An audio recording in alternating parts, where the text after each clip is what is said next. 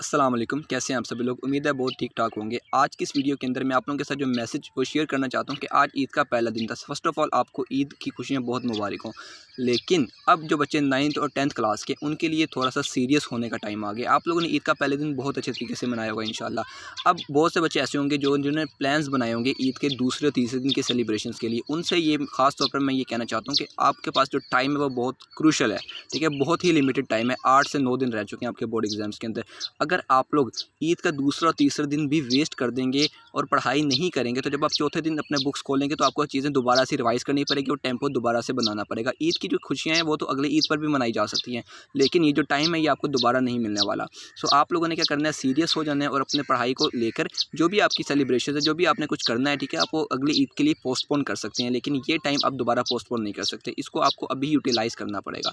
मिलते हैं अगली वीडियो के अंदर, तब तक के लिए सी या टेक केयर, अल्लाह हाफिज़।